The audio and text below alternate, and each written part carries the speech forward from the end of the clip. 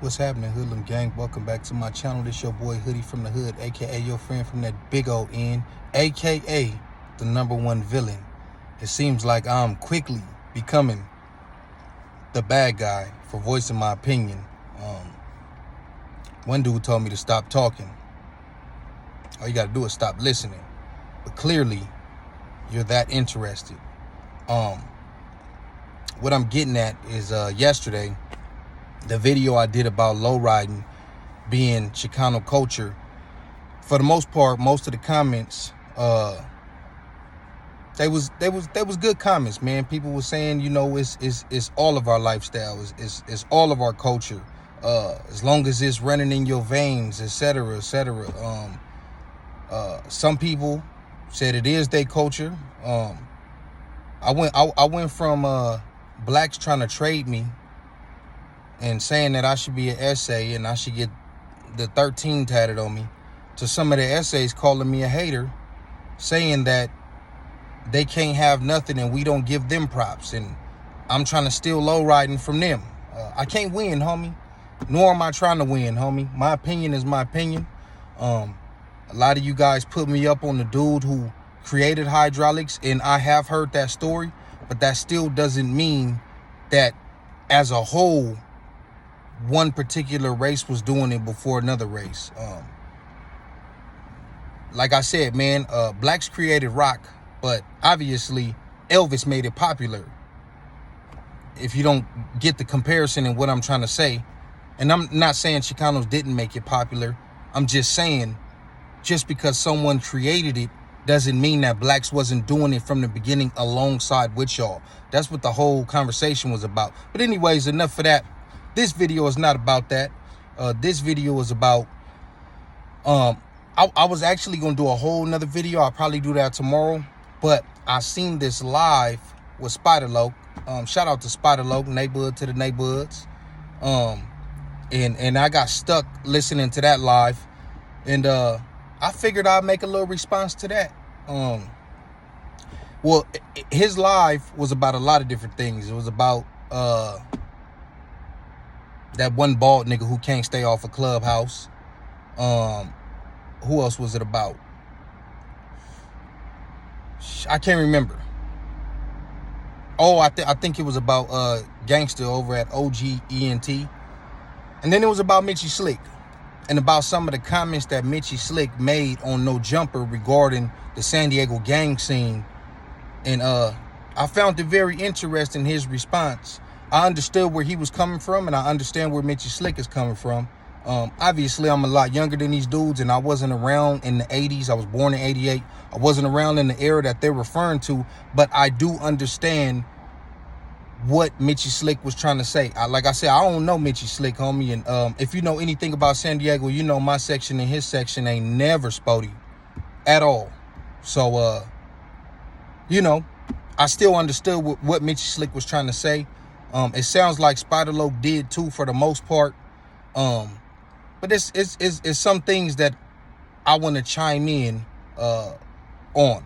Okay, now the part that he was responding to is when Slick was saying that LA niggas meet resistance in San Diego. They have historically.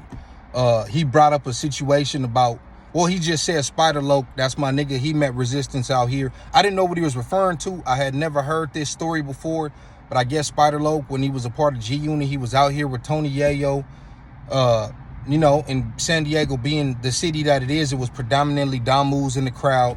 And I don't know if Tony Yayo said some shit about I'm with some Crips, and I don't know, they was on stage deep, blued up, whatever the case was. It happened to be a little altercation, and the game tried to say that Spider LOC got ran out of San Diego, and I guess that's what Spider LOC thought that Mitchie Slick was referring to when he said Spider LOC, and he named Snoop and all these niggas that have met resistance in San Diego. Like I said, I wasn't privy to that information, had never heard the story. Snoop Dogg did have an incident back in the early 2000s where him, the Dog Pound, the East Siders, I did hear, I wasn't there, I was like 12, 13 when it happened. I did hear that them niggas got chased up out of here. That's what I heard. Not saying it's true. Please don't try to kill me in the comments. That's what everybody in San Diego heard. They got chased up out of here. We know what happened with YG around the time when Tooted and Booty came out. That shit is still on the internet. Those were my homies specifically, the 40s, West Coast. Yeah, it's still up there. And he did take off running. His homies fought. I think he had some power rules with him from out here too that fought. But YG didn't do no fighting. So yeah, historically. Then you could look at the situation with XXX a couple years ago. People meet resistance when they come to San Diego. We ain't no pushovers, homie. And like he said, an ignorant San Diego nigga don't care about none of that shit you talking about. They don't care that you from this hood or this city, or they don't care about your reputation, because we feel like we on level playing field. Like he said, there is no San Diego penitentiary. We on the yards with y'all on the same yard. Now he was saying that that people from San Diego have ran yards before, and Spider LOC's rebuttal was, yeah, Donovan is y'all backyard and y'all be the majority. Now I don't know outside of that. I have heard stuff about homies running yards. I'm not gonna get into that because I wasn't there, and I don't want to paraphrase and get shit wrong. But him being a Damu, they politics is different. And that's what Spider LOC also said. Maybe he don't know. Maybe it was some Dago Damus that was, you know, some of the most stomped down niggas on the yard and probably had more say so. He also said that no matter how G a nigga is, and I mean that in the most hustler way, if you know, you know, but just for lack of a better word, G or gangster, he couldn't imagine a San Diego Crip being able to run the yard outside of Donovan. Not saying that we are less than, but it's just so many niggas on the yard from them LA areas of equal status to where it'll be hard for a San Diego nigga to pretty much run the yard. Now, I've been to prison. I ain't been on no 4 or nothing like that. Been on level 3, level 2, whatever. So I get what he's saying. And I've never been in a position to where I've actually seen otherwise, so I can't sit here and dispute that.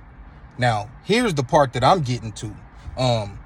He had some of his homies basically put him up on game. I think some 11-8s and some 190 East Coasters that had been out here during the crack era in the 80s. It was also Grape Streets, Faux Trays, I think some Long Beach 20s. Yeah, there's a lot of niggas that came out here, homie, and they was trying to set up shop. Now, they said they was out here for years and they was getting money. For one, they did meet resistance, but overall from the Crips, they didn't, because in San Diego, it's not really too much Crip on Crip action. It's Crip unity because we outnumbered. So I could see the homies embracing the LA niggas and fucking with them. I can't speak on the Dom moves, especially when he said they had spots in Emerald Hills. He called it the Blue House. He said they had spots on 54th and Imperial. He said Ocean View. I don't know which part of Ocean View. So basically, he said they was in their areas getting money for years. I can't speak on that, homie. That's not what I'm here for.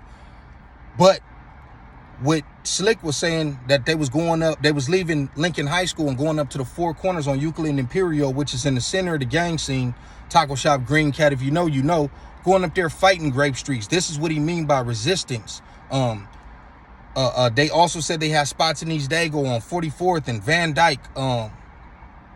This is what he was saying, the East Coasters was saying. I'm quite sure they was doing business with homies and probably cool with homies. I do know that the Faux Trays met a lot of resistance for whatever reason from the East Dago mobs, and even the homies had some back and forths with them too. I'm quite sure West Coast did too. So that's what he means by resistance. We know LA niggas have went to different cities and states and set up shop and planted their flag, made money, turned niggas out. And that just didn't happen out here. They made money. They set up shop. They didn't turn niggas out. What I mean by there is no East Coast Crips in San Diego. There is no Faux Trade Gangster Crips. There's no Grape Street. None of the stuff that was coming out here getting money was able to establish a hood out here. Now, yes, the Brims got ties to the Brims in LA. We know that. Yes, our big homie Donnie Ramsey was from Harlem, but they came in the early 70s and moved into the community and befriended the homies, and the homies started pushing what they was pushing. The 80s was a whole different beast where niggas was coming aggressively into niggas' hoods and setting up shop and taking over and starting their hoods out there. That's what he means by resistance. They didn't plant their flags and start hoods out here. Yeah, y'all made money and niggas got into it, and you know, some niggas was cool. Even the nigga who called in, I think he said he was from Boulevard Mafia. He said they had problems, and he also said they was cool with niggas. So that's what he means by resistance. Not that y'all couldn't come out here and get money or whatever, because y'all did. But if they would have solidified themselves like they do everywhere else, they would have chapters of their hoods in San Diego, which they do not. So yes, you will meet resistance in San Diego. Historically, it always has happened, and it always will happen. That's what I think Slick was trying to say. But I understood where Spider LOC was coming from too. So, you know, it ain't no thing, man. You know, we know LA is the mecca of this stuff. We know, if you come to San Diego, homie, and you will see it. Melly Mel, shout out to Melly Mel, the hood postman. He was just out here. He could tell you that he get that feeling that he get being back out there. He didn't already said it, homie. It ain't too much of a difference. Alex Alonso has been out here. And one thing he said when we was doing my last interview is how on point the homies was. I think he said that off camera, like, cause it's really like that. Like, even when we got done shooting, he'd be like, all right, let's go to the next spot. Let's get off this corner. Like, you can feel it, homie. And I'm not saying that's not other cities, because niggas get, stuff happens everywhere. I'm just saying that historically we have been the most resistant. From what I heard, I was not there, but from what I heard from niggas from all sides, we have put up a lot of resistance towards LA niggas, homie. And that's what he was trying to get at, homie. But anyway, shout out to Spider LOC, homie. Keep doing your thing, man. I was in the black box. I'm at work. I was stuck in that motherfucker for like 2 hours, homie. I think his live is still going. I had to click out. But shout out to him. Shout out to Slick, homie. And yeah, man, put some respect on DAGO's name. Hoodie from the hood, your friend from that big old end. Like, comment, subscribe to put your cell phone to the hoodlum gang, man. I'm about to slide back in there. I didn't even clock out for my break. I just walked out. I told y'all, man. Make them numbers go up. I'm at 8,000. Give me the 10,000, man. I'm trying to, do this a little more full time.